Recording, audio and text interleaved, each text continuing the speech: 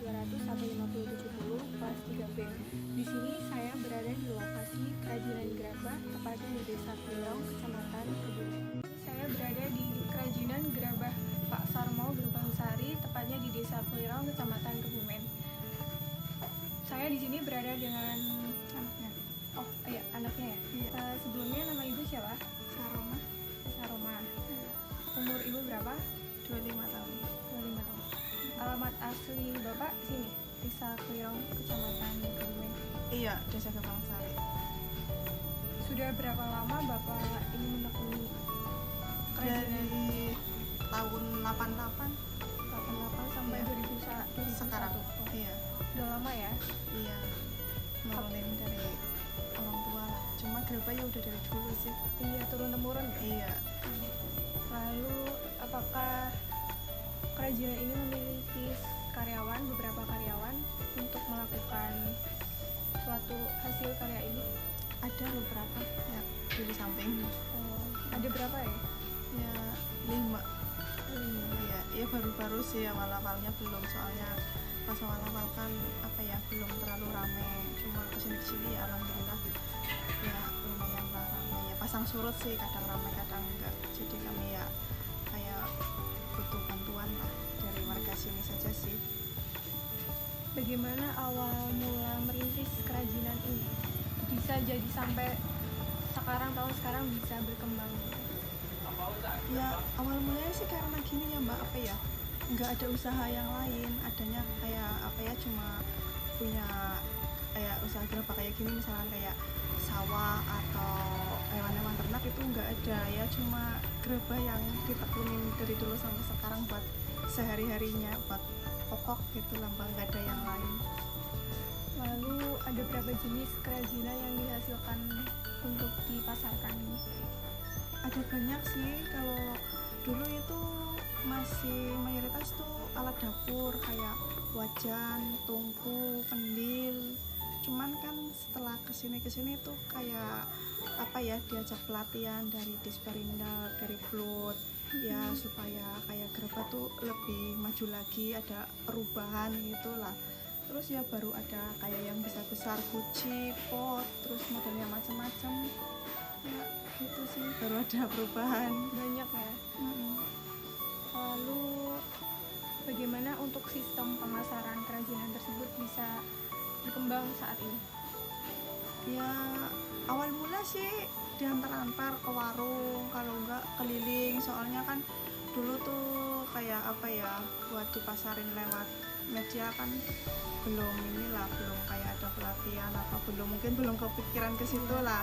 Baru ke warung-warung, iya, cuman kan karena sekarang tuh bikinnya bukan cuma alat dapur kayak yang model-model lainnya yang unik-unik, jadi sekarang pemasarannya ya kayak lewat HP gitu sih. Dipasarin ya? Iya. Sistem online bisa? Bukan ya, belum? Ya kalau online diiklanin aja sih, kalau misalkan di paket-paket antar-antar kayak gitu yang nggak diantar sendiri itu masih takut rawan pecah, soalnya ya gitu sih, kalau pecah ya gampang pecah banget soalnya. Terus bagaimana untuk proses pembuatan kerajinan tersebut, atau bisa dijelaskan atau bisa dipraktekkan salah satu cara pembuatannya? Ya dijelaskan bisa, nanti praktek juga bisa. Ya pertama ya itu, kalau yang dibikin tuh udah tanah olahan, tanah sawah dicampur sama pasir yang diluluh dulu biar ulet, habis itu baru bisa dibikin proses gerabah. Bisa dipraktekkan Bu? Bisa di sana. Ini adalah bahan dasar tanah yang berasal dari sawah yang digunakan untuk membuat gerabah. Kemudian bahan dasar tanah tersebut terlebih dahulu diolah dan dicampurkan dengan pasir laut sampai ulet, lalu baru bisa diproses untuk membuat gerabah. Proses pembuatan di sini saya akan mencoba membuat gerabah, salah satunya adalah cobek. Basahi terlebih dahulu tangan, kemudian ambil tanah yang sudah diuleni dengan secukupnya saja. Seandainya mau membuat gerabah yang besar, maka tanah yang diambil harus banyak, begitupun sebaliknya. Kemudian tanah yang sudah diambil tersebut dibentuk menjadi bulat. Lalu diletakkan di tengah-tengah supaya nanti ketika memutar menjadi mudah. Lalu basahi lagi tangan, kemudian tangan kiri sambil memutar dan tangan kanan berada di tengah untuk memulai memijat bagian tengah dengan pelan-pelan. Jangan terlalu ditekan supaya tidak menghasilkan lubang. Dengan teknik ke samping, kemudian diluruskan ke atas. Selanjutnya masuk ke proses pendaliman yaitu mengalus dan mengulur.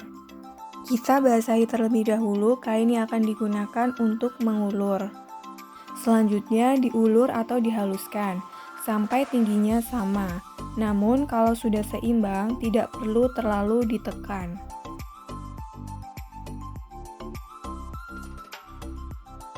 Setelah gerabah tersebut dibuat, kemudian dijemur di bawah terik sinar matahari sampai setengah kering.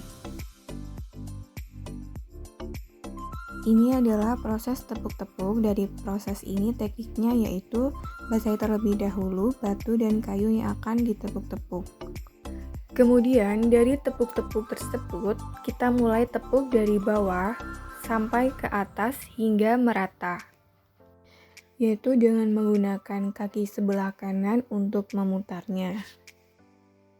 Ini adalah salah satu karyawan yang sedang melakukan teknik kerok, yaitu mengerok bagian dalam pada gerabah setengah kering.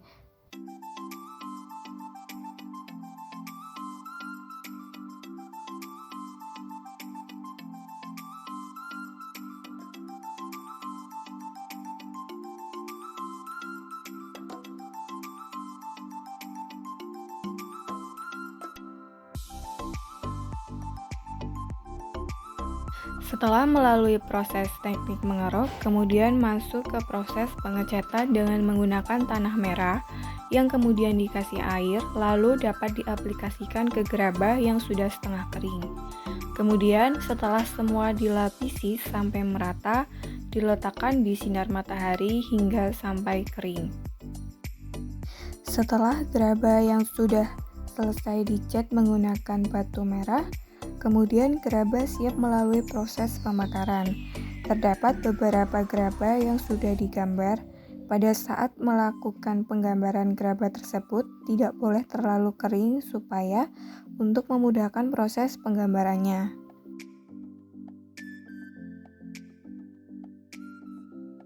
Beberapa gerabah terdapat di rak tersebut, ditunggu hingga kering untuk proses pembakaran.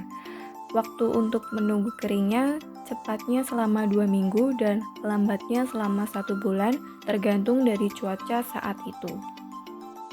Selanjutnya melalui proses pembakaran, ini adalah tahap terakhir. Proses pembakaran memakan waktu selama setengah hari dan harus ditunggu selama pembakarannya karena nanti kayu yang dibakar akan habis kemudian dimasukkan kembali. Setelah proses pembakaran selesai, kemudian gerabah tersebut diangkut dan dipindahkan di tempat yang berbeda.